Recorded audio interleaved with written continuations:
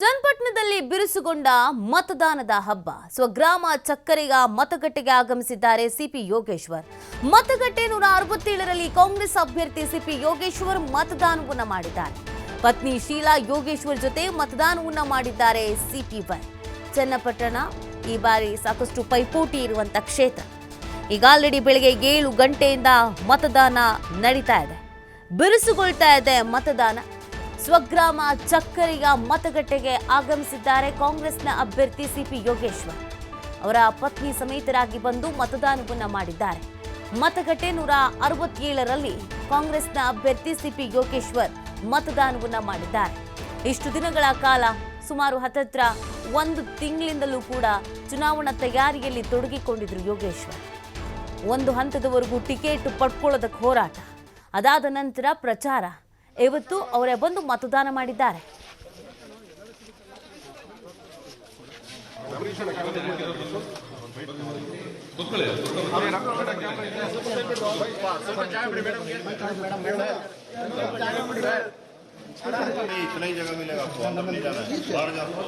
ಬನ್ನಿ ಹೊರಗಡೆ ಬಂದ್ಬಿಡಿ, ದಯವಿಟ್ಟು ಅಷ್ಟೇ ಒಳಗಡೆ ಬನ್ನಿ.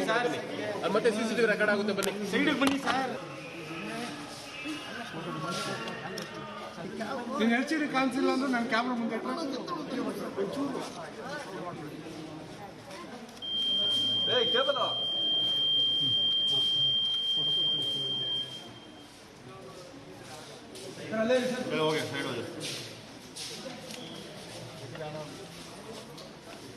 ಶಿಶಿ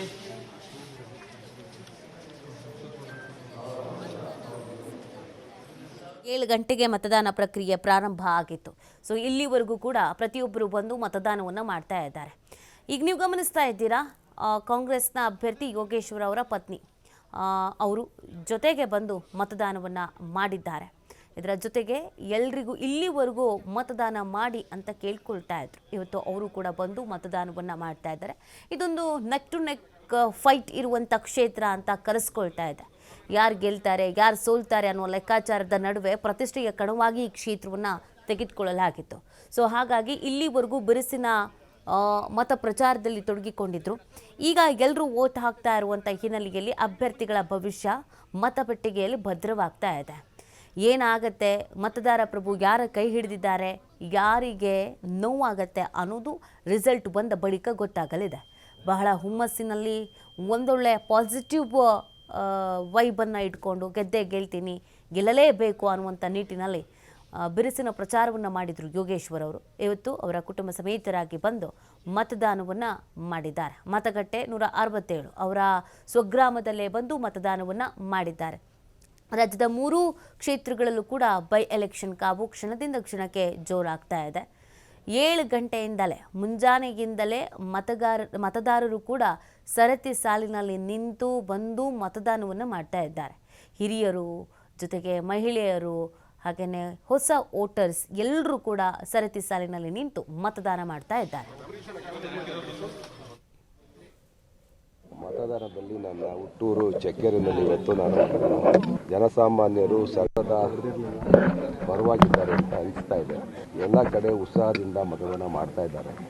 ಈ ಚುನಾವಣೆ ನನಗೆ ಆಶಾದಾಯಕವಾಗಿದೆ. ಮತದಾನ ಮಾಡೋದು ಅವರ ಕರ್ತವ್ಯ. ಅವರಿಗೆ ಭಾಳ ಪ್ರಚಾರದಲ್ಲೂ ಕೂಡ ಅವ್ರಿಗೆಲ್ಲ ನಾವು ರಿಕ್ವೆಸ್ಟ್ ಮಾಡ್ತೀವಿ ಮತದಾನ ಮಾಡಲೇಬೇಕು ಅಂತ. ಸರ್ಕಾರಿ ನೌಕರರು, ಅಧಿಕಾರಿಗಳು, ಭಾಳ ಜನ ಬೆಂಗಳೂರಿಗೆ ಹೋಗ್ತಕ್ಕಂಥವ್ರು ಎಲ್ಲರೂ ಕೂಡ ಬೆಳಗ್ಗೆನೇ ಬಂದು ಮತದಾನ ಮಾಡೋದಿದ್ದಾರೆ. ಇದು ಉಪಚುನಾವಣೆ ಆದ್ದರಿಂದ ಅವ್ರು ಭಾಳ ಉತ್ಸುಕವಾಗಿ ಮತದಾನ ಮಾಡ್ತಾ ಇದ್ದಾರೆ. ಆಗ್ಬೋದು 90% ಆಗ್ಬೋದು. ಈ ದಿನದ ಮತದಾನದಲ್ಲಿ ನನ್ನ ಹುಟ್ಟೂರು ಚಕ್ಕೇರಿನಲ್ಲಿ ಇವತ್ತು ನಾನು ಜನಸಾಮಾನ್ಯರು ಸರ್ಕಾರದ ಪರವಾಗಿದ್ದಾರೆ.